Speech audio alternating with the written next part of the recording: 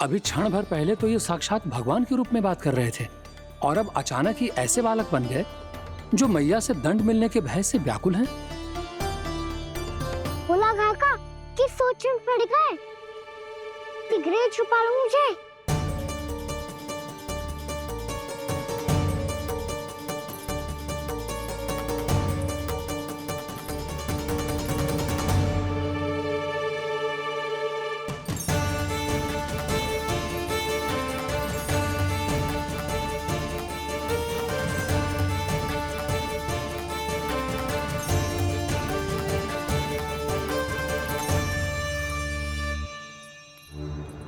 भोलानाथ जी, कान्हा को देखो है क्या?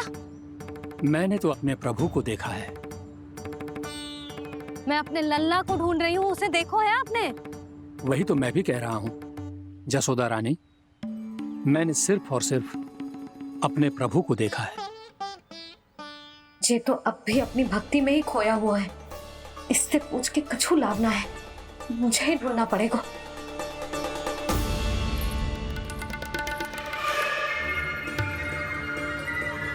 बच गए। संकरी मौसी, कान्हा को देखो है क्या कहीं?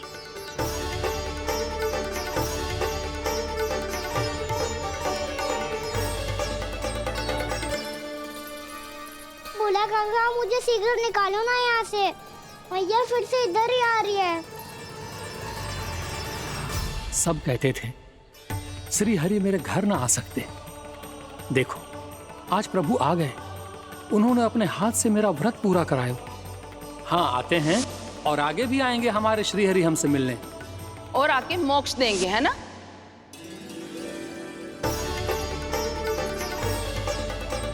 सिगरेट निकालो ना भोला काका, मैया आ रही है। मैं ना निकालूं? क्यों? मेरा अर्थ है मैं निकालूंगा, अवश्य निकालूंगा, पर तब तक नहीं निकालूंगा जब तक आप मेरी सारी बातें मान नहीं लेते हैं।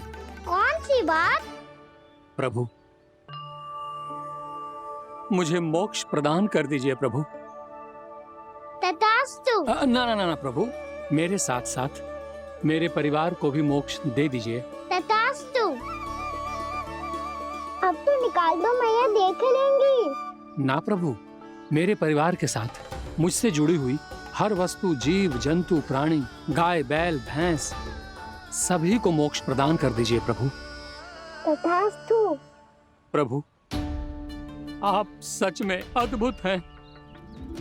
मैंने जो मांगा आपने बिना सोचे समझे सब प्रदान किया। मैं ही अपनी मांगे बढ़ाता रहा। प्रभु प्रभु मुझे क्षमा कर दीजिए। प्रभु मुझे क्षमा कर दीजिए।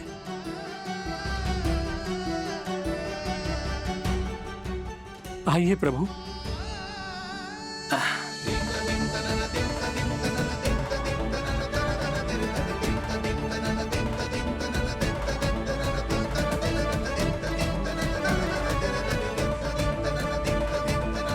प्रभु आप तो प्रभु हो, हरि हो, भगवान हो।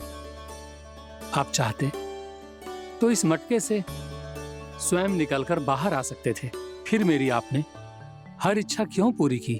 क्योंकि मेरे भक्त की इच्छा पूरी करने में मुझे भी प्रसन्नता मिलती है। ना तो मैं अपने भक्तों का अपमान सह सकता हूँ और ना ही उनकी इच्छा अधूरी रहने दे सकता हूँ।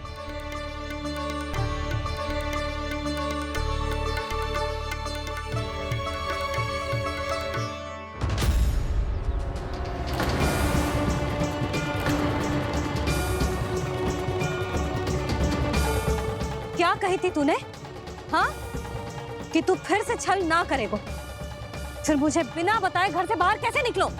क्षमा करना मैया, पर जो आपने सिखाया था मैंने तो उसी का ही पालन करो है। फिर से चतुराई कर रहे हो है ना? हाँ? आप ही ने तो कही थी ना, यदि कछु करने से किसी को हानि ना पहुंच रही हो या फिर किसी अच्छे कार्य में सहिता हो रही हो तो आज्ञा लेने की आवश्यकता ना होती। यदि तेरे कछु करने से किसी और की कोई हानि ना हो रही हो या किसी के अच्छे कार्य में सहायता हो रही हो तो मुझसे आज्ञा लेने की आवश्यकता ना है।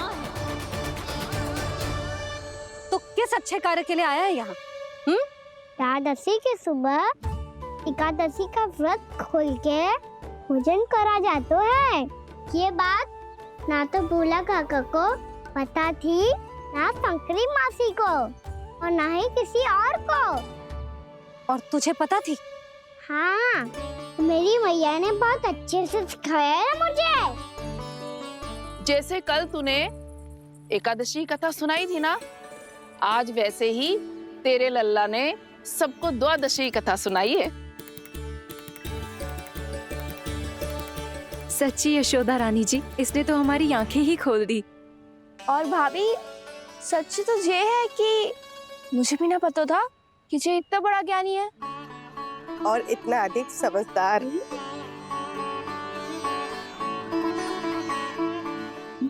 द्वादशी की कथा? वो तो मैंने इसे कभी सुना ही ना है। फिर इसे कैसे पता थी?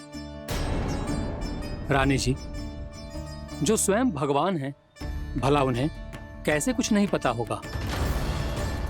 मैंने तो इन्हें पहचान लिया, और हाँ, आप सब लोग भी इन्हें अपने अंतर्मन की आंखों से देखिए। हो सकता है इन्हें पहचान पाएं।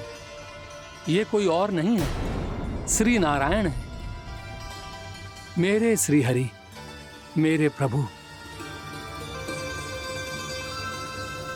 जय श्री हरि।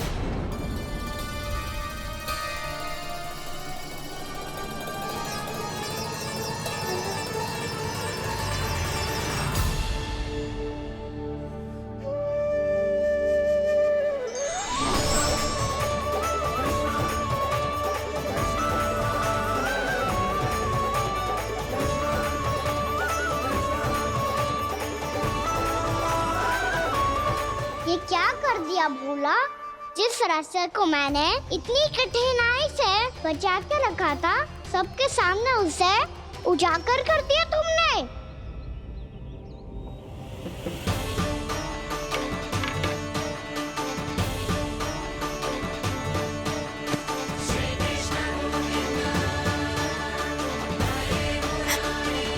नारायण, नारायण, श्री नारायण।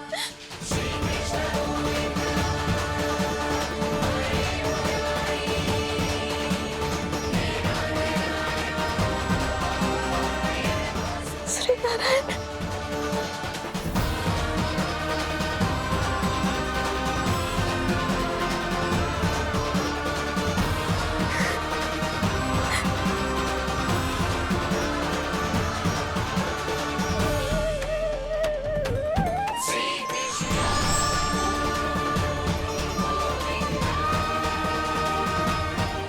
श्री नारायण प्रभु।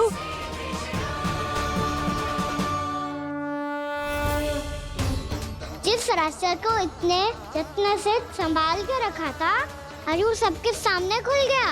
और तो और मेरा भेद मैया को भी पता चल गया। बाबा सब कहते रहे पर मैंने एक न मानी। सबने कही थी कि आप भगवान हैं, और मैं मूर्ख आपको पहचान ही ना पाई। कितनी अभागी हूं मैं।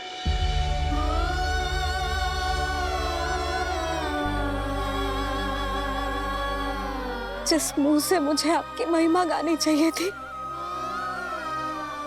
उसी मुंह से मैंने आपको डांटा है।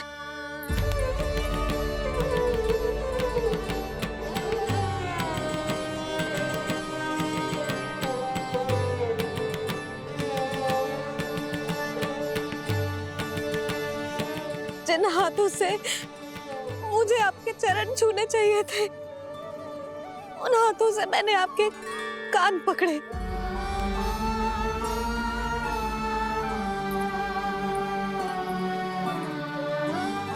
मुझे तो आपकी सेवा करनी चाहिए थी प्रभु, और मैंने आपको दंड दियो, आपको घर से बांध दियो।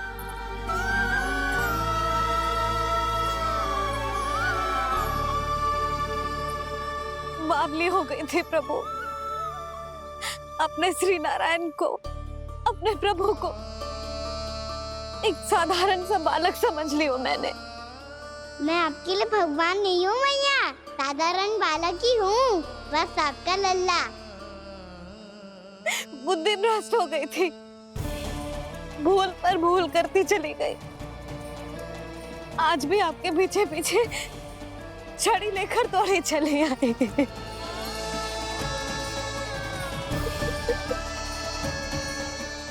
अपने आप को दोष मत दो मैया, आपके इस ममता के लिए तो जन्म लिया है मैंने।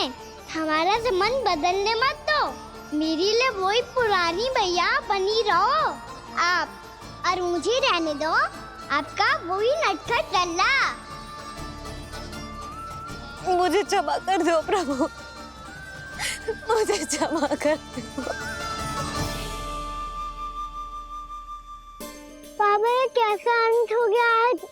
मैया तो मुझे भगवान मानने लगी, पर मैं इसे स्वीकार नहीं कर सकता। अभी नहीं बाबा, इतनी शीघ्र नहीं। आप ऐसे खड़े क्यों बाबा? कुछ ऐसा करो ना कि मैया फिर से मेरे मैया बन जाए। उनकी दृष्टि में भक्ति नहीं, ममता चाहिए मुझे।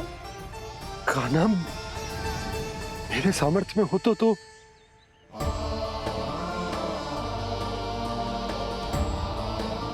दाऊ, आप तो बड़े भाई हो, अपने छोटे भाई की सहायता करो ना, जिससे मैया सब कुछ भूल जाए। मैं क्या कर सकता हूँ कान्हा? कोई तो सहायता करो मेरी।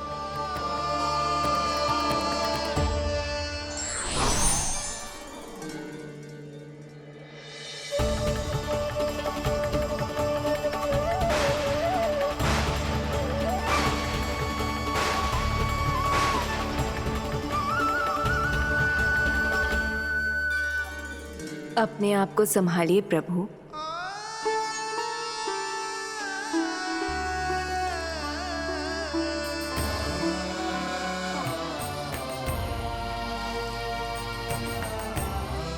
देखो ये क्या हो गया, भैया को सब पता चल गया।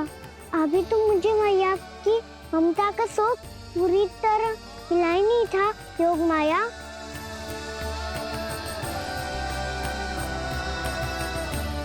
मेरी सहायता करो ना। कितनी अद्भुत है ममता की शक्ति। भगवान को भी एक साधारण बालक बना देती है। बालक की बना रहना चाहता हूँ मैं, नहीं चाहता दिव्य होना, नहीं चाहता भगवान बनना। बस मैया की गोद में रहकर ममता की रस से सेम को भी घनो चाहता हूँ। इनकी डांट फटकार का सुख पाना चाहता हूँ। कुछ भी करे योग माया, पर इन सबको भुला दो मेरा सत्य।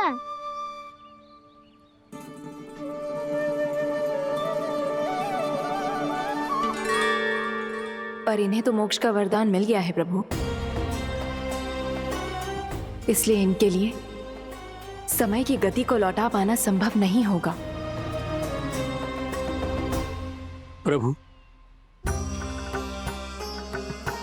अब मुझे ये सब भूलने की कोई आवश्यकता नहीं है। मुझसे जो त्रुटि हुई है अब वो दोबारा कभी नहीं होगी, और आज के बाद आपका ये सत्य मैं किसी को नहीं बताऊंगा प्रभु, क्योंकि मुझे पता चल गया है कि आपका यशोमती मैया के लल्ला बने रहना कितना आवश्यक है।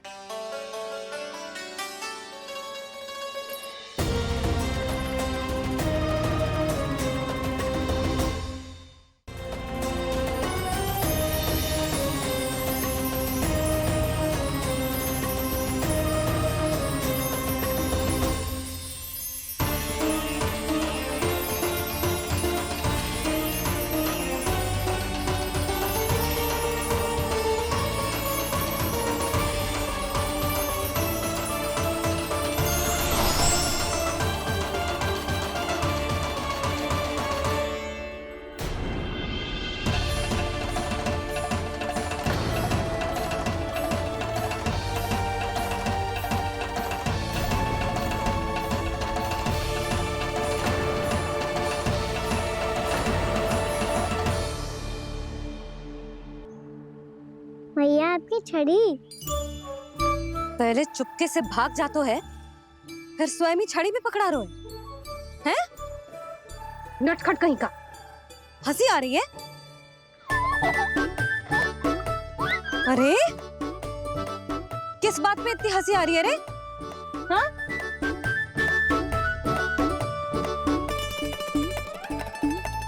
आपकी लीला अद्भुत है प्रभु, और अद्भुत है आपका मैया के प्रति प्रेम। हंसी ना है मैया, ये तो प्रसन्नता है, अपने मैया से मिल जाने की प्रसन्नता। अच्छा, ढूंढ मैं तुझे रही हूँ और तू कह रहे हो कि मैं मिल गई तुझे। तू घर चल लल्ला, अच्छे से पिटाई करूंगी तेरी।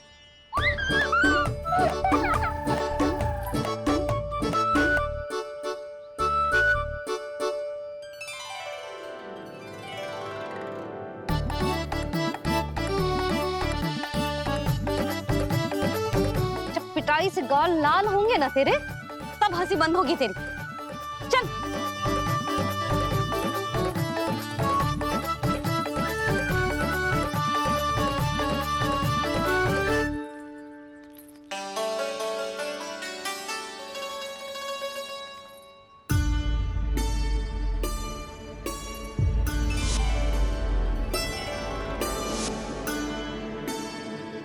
लगता है भैया की और चतन स्मृति वापस आ रही है।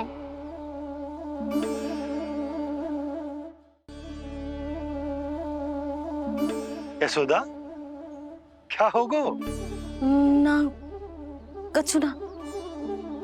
आपको बताऊंगी तो और हंसेंगे मुझ पे। बोल दो, मैं उपवास ना उड़ाऊं, सच्ची। देखो देखो इसे कैसे हंस रहा है। मेरे हाथ में छड़ी है, मैया क्रोधित है, पर जे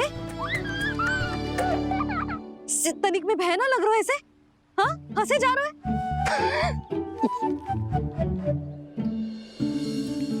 दोनों बाबा लल्ला एक जैसे हो। चल तू, चल चल। दाऊ, आप तो बड़े भाई हो, अपने छोटे भाई की सहायता करो ना, जिससे मैया सब कुछ भूल जाए। सुबल, तू कच्चू खा क्यों ना रो है? व्रती करना था तो बलराम के जैसे कल कर ले तो। कल तो एकादशी भी थी। कान्हा के बिना कछु करने का मेरा मन ही ना कर तो। बात तो सच्ची है, उसके बिना गोचरण भी ऐसा लगता है जैसे कितना भारी कार्य है, व्यवस्था में करना पड़ता है। सही कह रहे हो तुम दोनों। मैं तो गोपालक भी इसलिए बना था ताकि कान्हा के संग खेलने को मिल जाए। बलराम तो हमारा सगा कम और मुख्य अधिक है।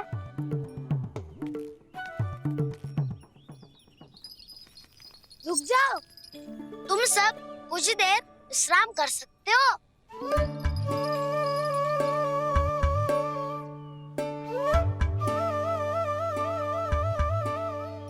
तू बोल।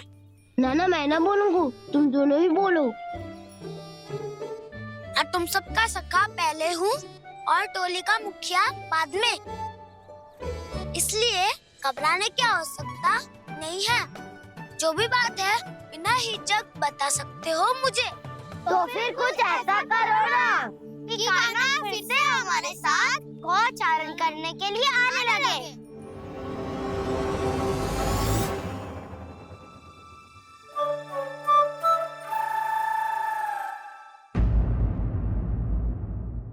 कर्तव्य है, इसलिए यदि आप भक्त राजा अम्बरीश के पास जाकर क्षमा याचना करें और यदि वो आपको क्षमा कर दे तो ही ये चक्र आपके प्राण लिए बिना लौट सकता है। अन्यथा आप तो जानते हैं महर्षि, मेरे भक्त का अपमान मेरा अपमान। भक्त का अपमान भगवान के अपमान से कम ना हो तो है। महर्षि दुर्वासा को भी ये बात समझ आई और फिर उन्होंने महाराज अम्बरीश से क्षमा याचना की। महाराज महाराज महाराज महाराज महाराज, मुझे क्षमा करें महाराज, मुझसे बहुत बड़ी भूल हो गई महाराज, मुझसे बहुत बड़ी भूल हो गई महाराज। महर्षि, आप हमारे चरण छुए ये उचित नहीं। महाराज, महाराज अम्बरीश, आप नारायण के सच्चे भक्त हैं। मैंने आपको अपमानित किया, दंडित करने का प्रयास किया महाराज। इस अपराध के लिए मुझे क्षमा कीजिए महाराज, और इस सुदर्शन चक्र से मेरे प्राण बचाइए महाराज।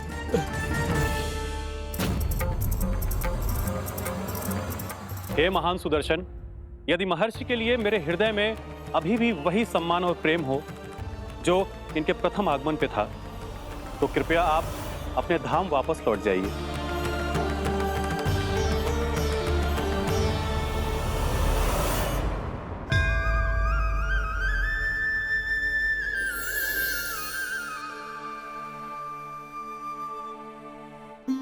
आपका बहुत बहुत धन्यवाद महाराज अम्बरीश। मैं आपको आशीर्वाद देता हूं कि आप देवराज इंद्र के समान शक्तिशाली हों। आपकी कीर्ति का पताका 10 दिशाओं में फहराए। मेरी बस एक ही इच्छा है महर्षि, कि मैं आपके साथ अपना उपवास तोड़ सकूं। अवश्य महाराज, हम सब भोजन आपके साथ करेंगे और अपने आप को नारायण की सेवा में अर्पित करके व्रत को पूरा करेंगे, क्योंकि आज जो यहाँ हुआ है उससे सिद्ध हो चुका है कि एकादशी व्रत का फल द्वादशी की सुबह भोजन करने से ही प्राप्त होता है। इस कथा से हमें पता चलता है कि सभी को द्वादशी के सुबह भर पेट भोजन करके एकादशी का व्रत पूरा करना चाहिए। और दूसरी बात, भगवान की सच्ची भक्ति अपमान कभी ना करना चाहिए। उनके साथ सदैव प्रेम से व्यवहार करना चाहिए। यही भगवान को सबसे अधिक प्रिय है। भैया भोलाराम, मैंने भी श्री हरि पे तुम्हारे विश्वास का उपहास उड़ाया था, मुझे क्षमा कर दो। ना ना, आप क्षमा मांगकर मुझे लज्जित मत करो, आप तो मेरी बहन जैसी हैं। जब महर्षि दुर्वासा जैसे महान ऋषि को भी प्रभु के भक्त से क्षमा मांगनी पड़ी, तो मैं तो बहुत ही तुच्छ हूँ। मुझे आपकी किसी भी बात का बुरा ना लगा। पर पता है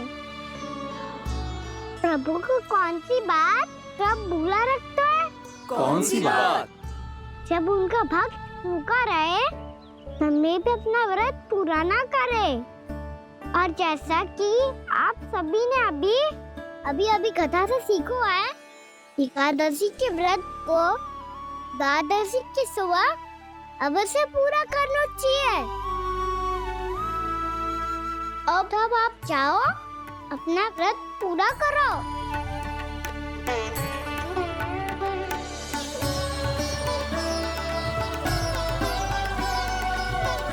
मैं आपके लिए जल लेके आती हूँ।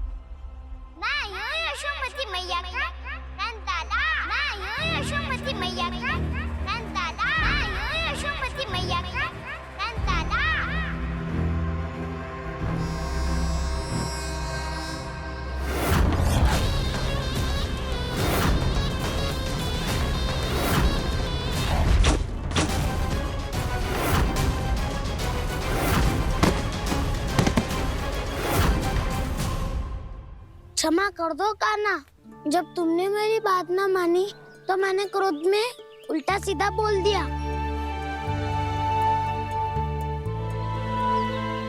मैं तो बस यही चाहता था कि तुम फिर से बनाने लगो, फिर से बन जाओ अपनी गोपालक टोली के मुखिया।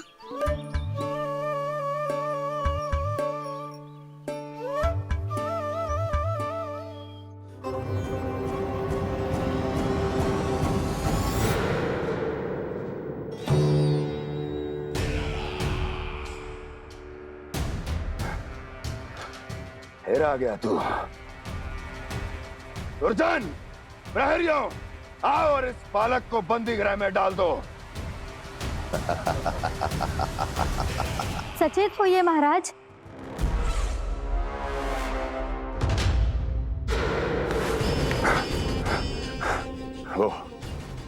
वो विष्णु अवतार कहाँ है? वो बालक कहाँ है? यहाँ नहीं है वो, आपके मस्तिष्क में है। उसे अपने साथ खिलवाड़ मत करने दीजिए महाराज।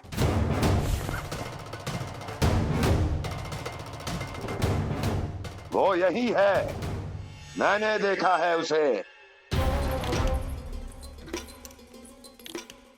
स्वयं को संभालिए महाराज, आपको भयभीत होने का कोई अधिकार नहीं है। आप स्वयं को भूल चुके हैं महाराज। आप तो वो कंस है जिन्होंने अपने पिता को भी कारागार में बंद करवा दिया था और उनसे सिंहासन का अधिकार छीन लिया था। आप तो वो कंस है जिन्होंने अपनी सुरक्षा के लिए वर्षों से अपनी प्रिय बहन और बहनोई को बंदी बनाकर रखा है।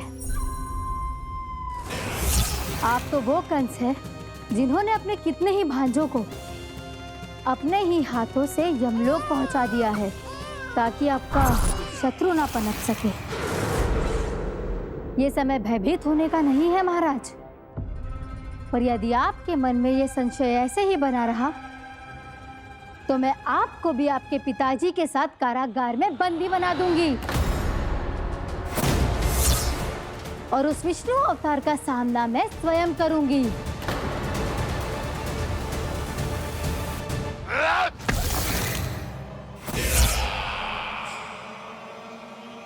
राजद्रोह का परिणाम जानती हो ना महारानी? यही क्रोध उसे दिखाइएगा महाराज।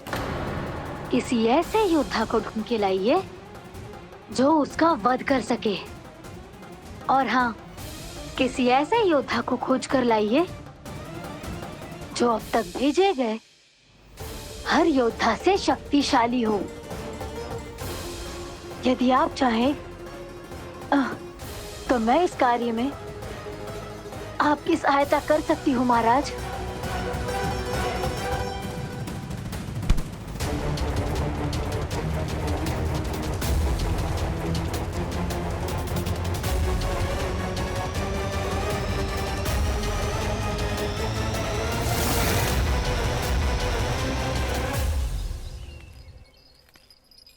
ये लो कान्हा। ना, अब ये दायित्व आप ही संभालो। फिर तो मुझे मेरी मैया के साथ ही रहना है। अपना सारा समय बस इन्हीं के साथ ही बिताना चाहता हूँ मैं। पर तू दोनों कार्य कर सकता है कान्हा। दिन में हमारे संग रह ले और शेष बचा सारा समय काकी के संग बिता ले। पिछले दिनों में कितना सीखा है हम सब ने, पर तुम वरना आकर ये सुनहरा अवसर गवा रहे हो कान्हा। हाँ कान्हा, मैंने लक्ष्य साधना सीख लिया है। बिल्कुल सदित भेद तो है मेरा लक्ष्य भेद।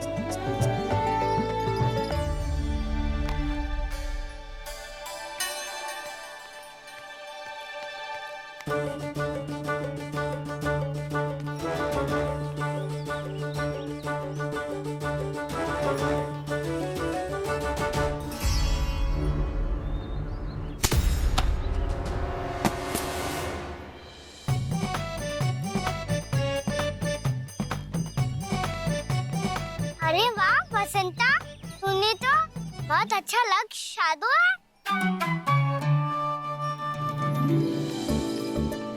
वाह,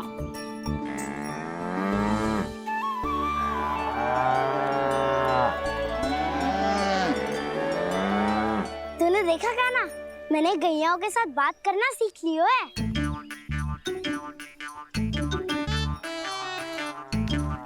ये देख कान्हा,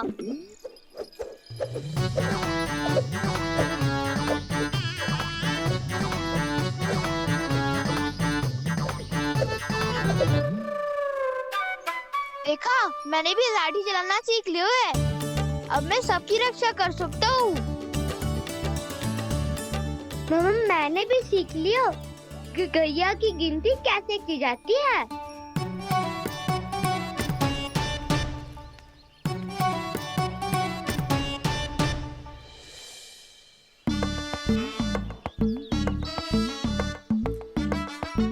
वो देखो बलराम शक्तिशाली होने का अभ्यास कर रहे हैं।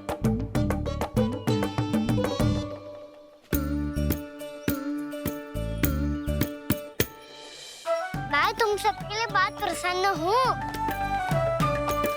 बस मुझे तो अपनी मैया के साथ ही रहना है।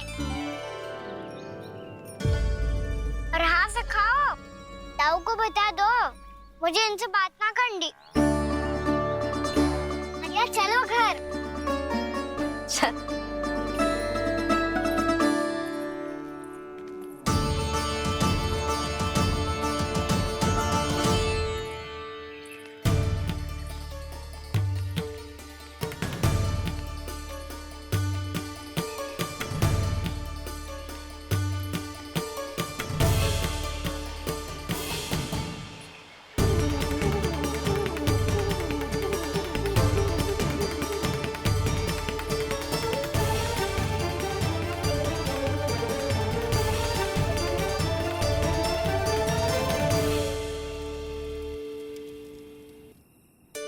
और हाँ सखाओ, ताऊ को बता दो मुझे इनसे बात ना करनी। रोहिणी जी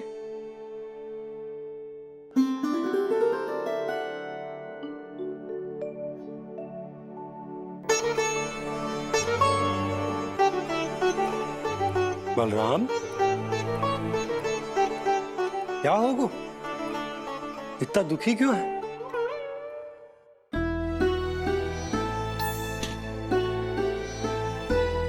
बलराम, क्या होगा?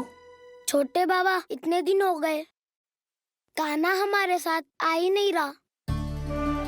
लगता है मुझसे क्रोधित है, क्योंकि क्रोध में मैंने उसे कह दिया था कि वो आपका और छोटी माँ का पुत्र नहीं है। क्रोध कितना भी क्यों ना हो बलराम, हमें सदैव अपने शब्दों का प्रयोग सोच समझ कर करना चाहिए। शब्द ना बाण की तरह होते हैं, यदि एक बार मुख रूपी धनुष से निकल जाए तो वापस ना आते। मुझे पता चल गया छोटे बाबा, पर मैं उसे कैसे मनाऊं? इस कला में तो कान्हा ही प्रवीण है। मुझे तो उसकी तरह भोलेपन से मुस्कुराना भी नहीं आता। बलराम, तेरी भावना तो सच्ची है ना, बस उतना ही पर्याप्त। नहीं, इतना पर्याप्त नहीं है छोटे बाबा। मैंने बहुत प्रयास किया आज, क्षमा भी मांगी उससे, पर वो नहीं माना। शब्दों से जो घाव लगते हैं ना बलराम, वो एक बार में ना भरते। और वैसे भूल तो तुम्ही ने की थी, तो कान्हा को मनाने का प्रयास भी तुम्हें ही करना चाहिए।